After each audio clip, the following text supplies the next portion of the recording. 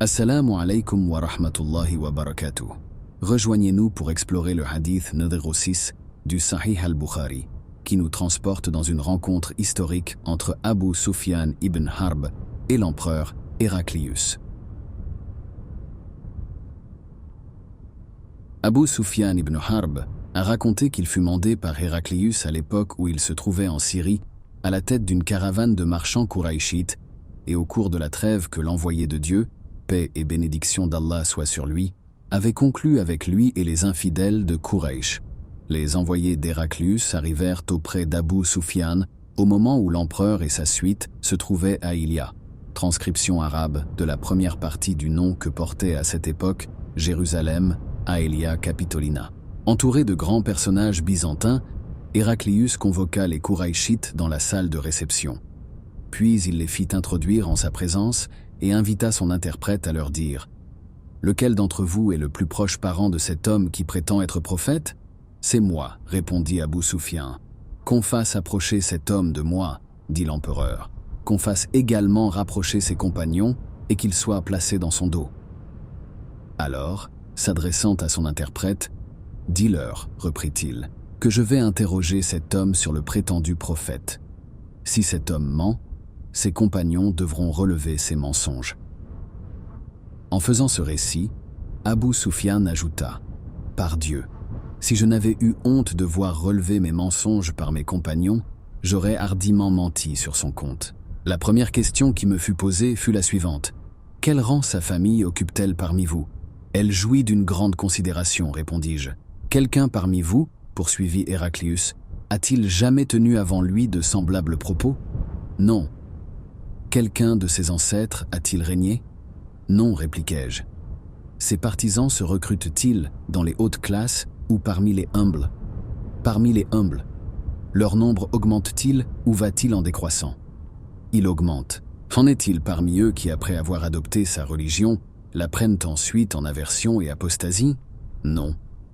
Le soupçonniez-vous de mensonge avant qu'il ne tînt le discours qu'il tient aujourd'hui ? Non. Trahit-il ses engagements ?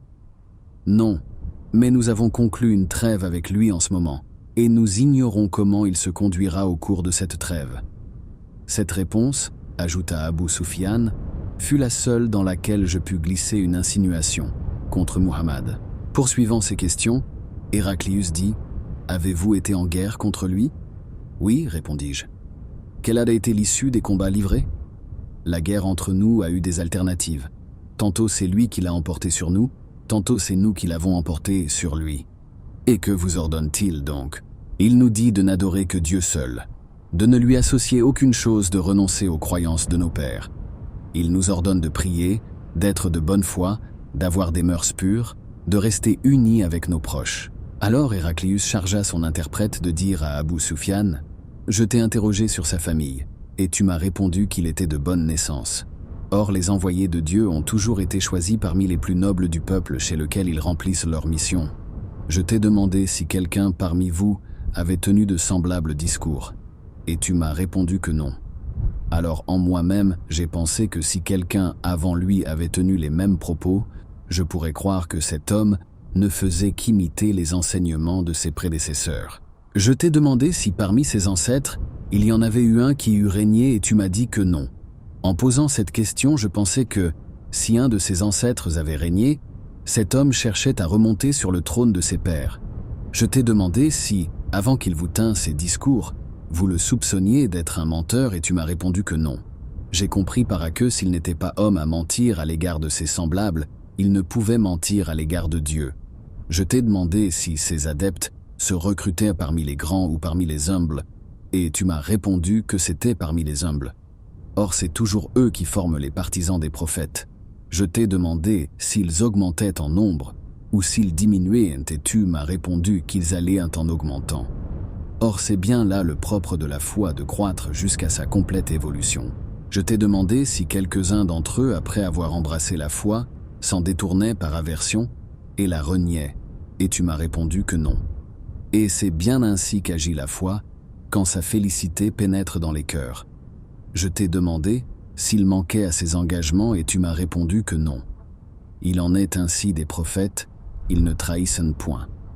Je t'ai demandé ce qu'il vous ordonnait, et tu m'as répondu qu'il vous ordonnait d'adorer Dieu, de ne lui associer nulle chose, qu'il vous défendait d'adorer les idoles, qu'il vous prescrivait la prière, la bonne foi et la pureté des mœurs. Si donc ce que tu dis est vrai, cet homme conquérera cet endroit même que foulent mes 2 pieds. Je savais d'ailleurs que cet homme allait bientôt paraître, mais je ne supposais pas que ce serait l'un d'entre vous. Quant à moi, si je savais pouvoir parvenir jusqu'à lui, je ferais tous mes efforts pour l'aller trouver, et dès que je serais auprès de lui, je laverais la poussière de ses pieds. Ensuite, Héraclius donna l'ordre d'apporter la lettre que l'envoyé de Dieu, paix et bénédiction d'Allah sur lui, avait fait remettre par Diya au gouverneur de Basra, et que ce dernier lui avait transmise. Il lut la lettre qui était ainsi conçue. Au nom de Dieu le tout miséricordieux, le très miséricordieux, de la part de Muhammad, l'adorateur de Dieu et son envoyé, à Héraclius, le chef des Byzantins. Salut à quiconque suit la guidance. Ensuite, je t'appelle à la foi musulmane. Soumets-toi, tu seras sauf et Dieu te donnera une double part de récompense. Si tu te détournes, tu seras en outre responsable du péché commis par les Aricioun. Ô gens du livre, venez à une formule moyenne entre vous et nous, de n'adorer que Dieu sans rien lui associer, de ne pas nous prendre les uns les autres en maîtres en place de Dieu. S'il se dérobe, eh bien, dites, témoignez que nous sommes de ceux qui se soumettent en des musulmans. Coran Sourate 3 verset 64. Abu Sufyan poursuit son récit en ces termes.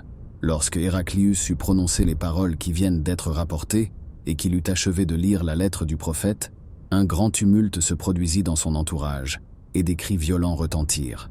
On nous fit alors sortir et pendant que nous sortions, je dis à mes compagnons, il faut que les affaires du fils d'Abu Kabsha aient pris de l'importance, puisque le prince des Banu al-Asfar III le redoute.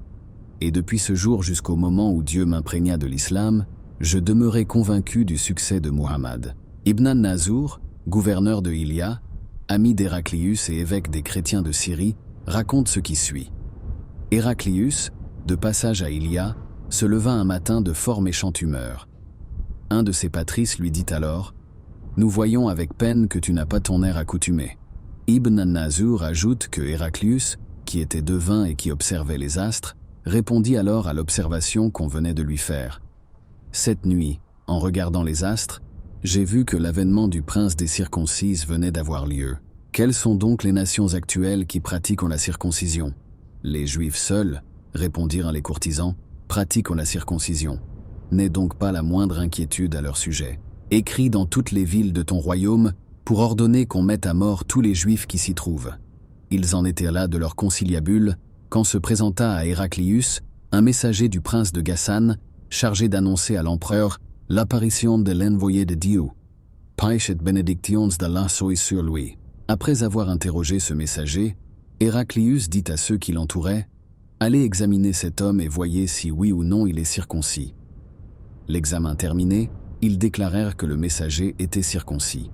L'empereur lui ayant alors demandé si les Arabes étaient circoncis, et la réponse ayant été que oui, il s'écria « Ce que j'avais vu, c'était donc l'avènement au pouvoir de ce peuple. » Ensuite, il écrivit à un de ses amis dont la science égalait la sienne, et qui habitait Rome.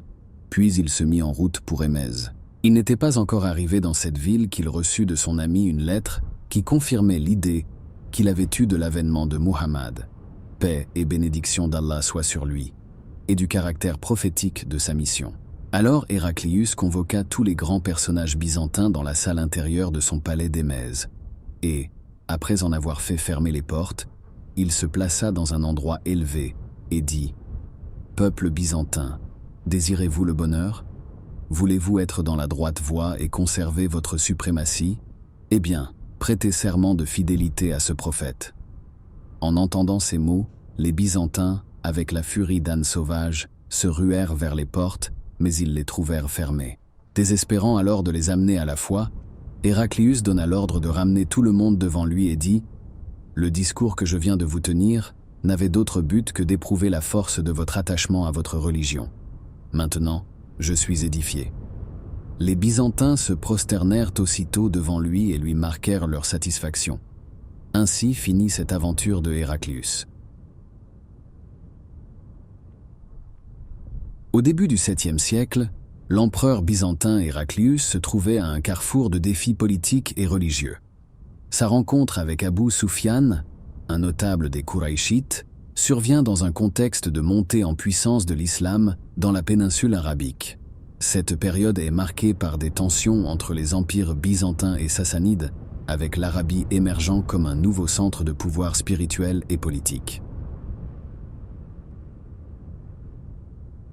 Les questions posées par Héraclius étaient méticuleusement conçues pour sonder la légitimité de Muhammad en tant que prophète.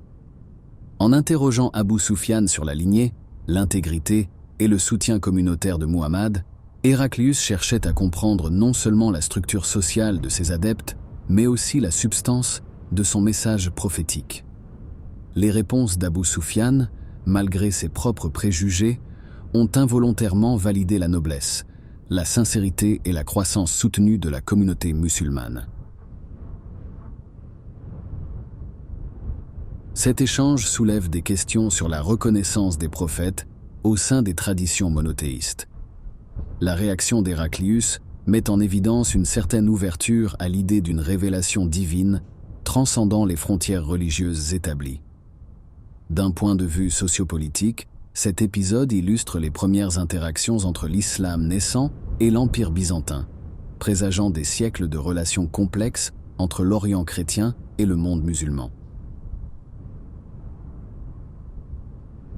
Cette analyse s'appuie sur des récits historiques présents dans des collections de hadiths, notamment Sahih al-Bukhari, ainsi que sur les contributions d'éminents historiens et chercheurs spécialisés dans les études byzantines et islamiques.